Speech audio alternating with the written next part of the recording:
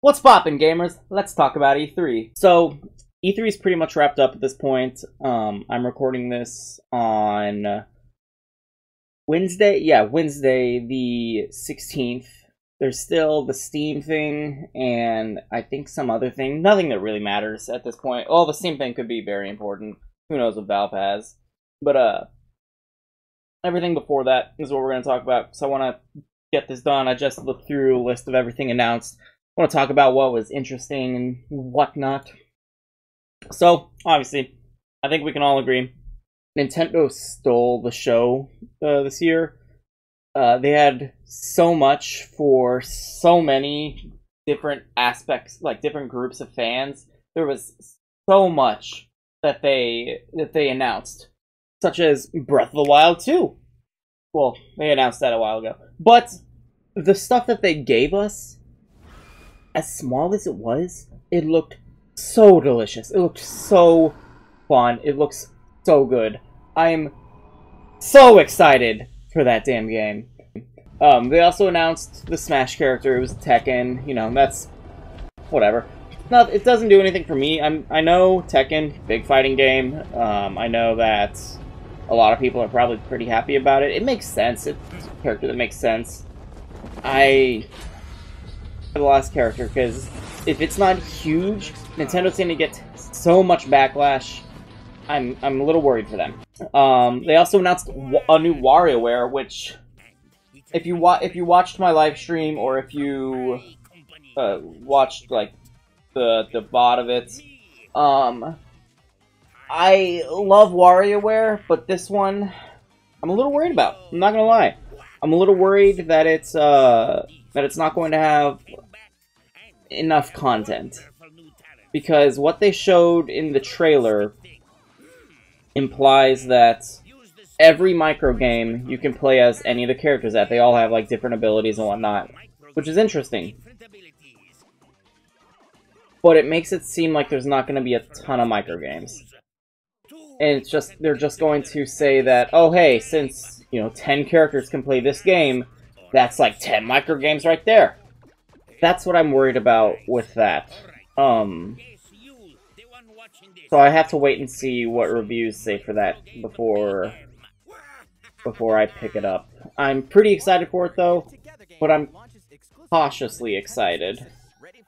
They also had the new Mario Party, which to me looked fun as all hell. They're taking, basically, you remember a couple years ago there was Mario Party: The Top 100, the 3DS game that was supposed to just be a best of from the Mario Party series. It has the top 100 games from the series history, but it had like no actual game. It was just the mini games. Like there was a couple bullshit modes, but there was not really anything there. This is actually taking old maps from the N64 games. They remade them into like modern Mario Party maps, and they also have mini games from Mario Party's history. It looks so good. One of my friends is cautiously optimistic about it. I think it's just going to be good. He's worried that it'll baby you too much, kind of like Super Mario Party did. I personally like Super Mario Party, but I know it didn't strike a chord with a lot of people. What else did Nintendo do? Metroid. The Metroid announcement. Oh, I wish they would have just had that be like a surprise announcement instead of, well, we can't work on, we don't have anything to show you on Metroid Prime 4, so here's this. I wish they didn't do that. It should have just been a trailer. Should have just dropped the trailer. It would have been so good. But regardless, it was so good. I love 2D Metroid. I love Metroidvanias. If you've watched my channel for a bit, you know that. I played Hollow Knight for the past 3 months. It's very good. Metroidvanias are very good. Metroid Dread looks very good. But I'm worried they're gonna sell it for $60. I don't know if 2D Metroid is worth full price. As good as it is, as much as I love it, I'm worried that it will not sell well. because of the price. I could be wrong. It looks very fun, though. The whole stalker thing was very interesting. I haven't watched the Nintendo Treehouse on it, so I don't know a whole lot about, like, the game itself. I just know from the trailer. But it looked very fun. Monkey Ball. Monkey Ball was announced at the Nintendo Showcase, which is strange, but I loved it. I love Monkey Ball games, okay? You understand me? I love Monkey Ball games. And there's a collection of the first few games. Wait, actually, let me see what exactly it was. All right, so it is. It's on Nintendo's website. It is. It's Super Monkey Ball, Monkey Ball 2, and Super Monkey Ball Deluxe. You know, the classic Monkey Ball trilogy. It's levels from that. I feel like it's just going to be all of the levels from all three of them. I don't know, but even it's 300. It's more than 300 stages from Super Monkey Ball 2, Super Monkey Ball Deluxe. Mini games, you know, whatever. But Monkey Ball, the fact that they're bringing the old games back. Oh, I love classic Monkey Ball games so much. They're so fun. If you've never played them, please do yourself a favor. Pick this game up. Oh, and it releases this year, I believe. Yeah, October 5th. It's so close. We're just a few months from it. Just save your $60. Buy this. It's so much fun. What else was there? And then the last thing that really struck with me with the Nintendo Showcase was Shin Megami Tensei 5. I've never played a Shin Megami Tensei game, but I love Persona. I haven't even played most Persona games, but I've played Persona 4 about halfway, 2/3, somewhere in there of the way through. I love it so much. If Shin Megami Tensei is anything like Persona, I'm gonna love it so much. I probably won't buy a full price. I'll probably try to get a pre-owned copy, but it looks pretty good. Also at the Nintendo Showcase, I know this wasn't announced there, but they were dropped. There was the Mario & Rabbids game. I love that Nintendo accidentally leaked it themselves. I love that so much. The fact that a few hours before the Ubisoft showcase, Nintendo put it up on their website. I don't know how that happened. I don't know who's getting fired for it, but it's so funny. I love the first Mario & Rabbids game. My brother has my copy, so I haven't gotten to beaten it yet because he borrowed it from me, which is perfectly fine. But I'm very excited for it. I love the first one so much. It's very humorous. It's very fun. It's the original was a surprisingly well-made game for what it is. Also shown there was that at least was notable to me. Actually, there's a lot more stuff than I wrote down. There was the Guardians of the Galaxy game made by Square Enix. I am so proud of you. I haven't bought the Avengers. I've only heard bad things about that game. So I'm a little skeptical about Guardians of the Galaxy.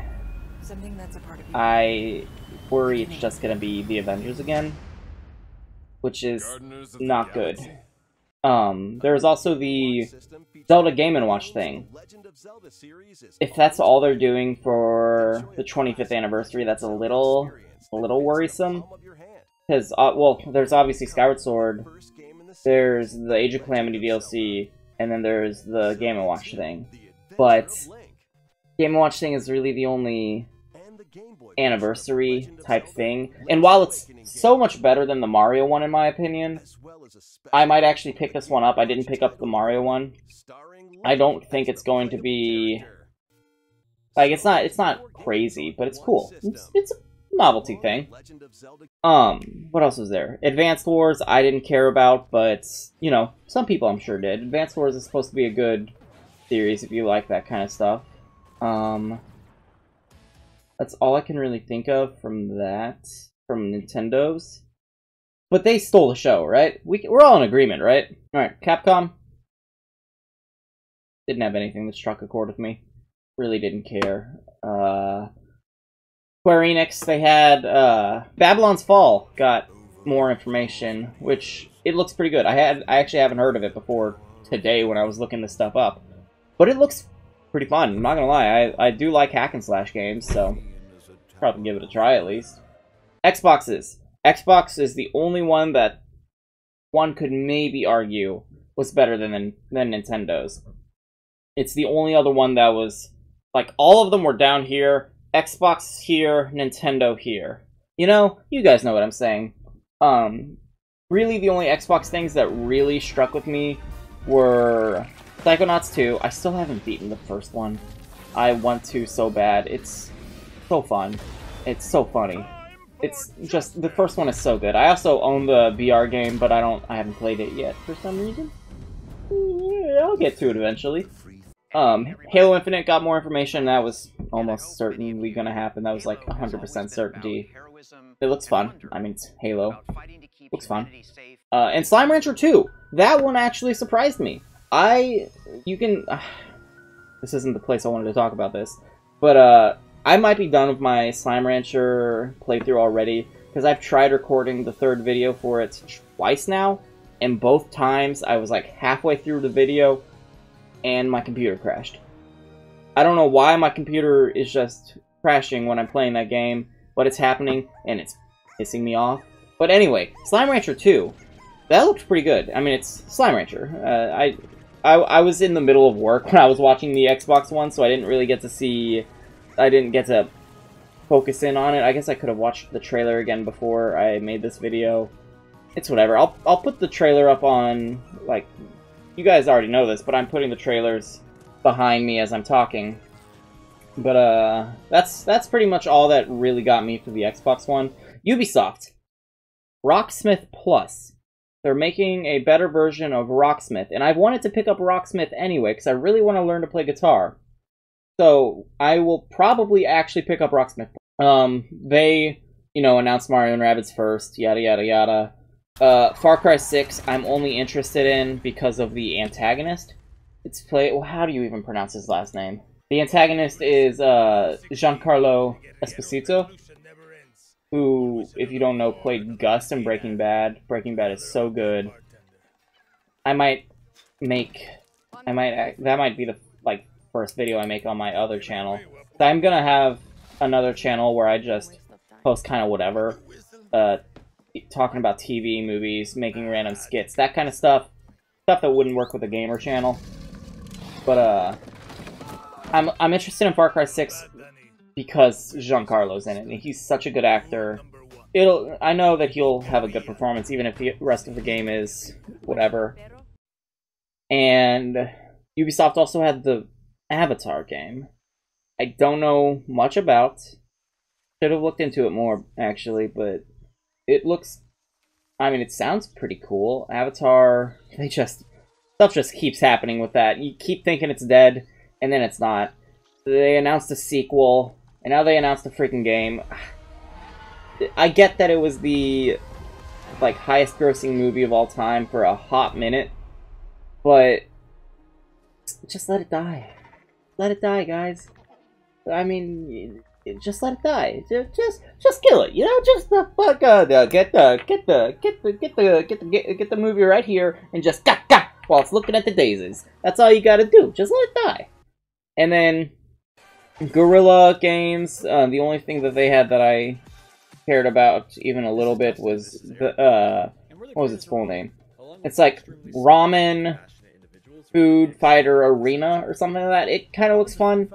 Looks like if you took Katamari and Rocket League and you made it the same thing. That's what it looks like. It looks pretty fun.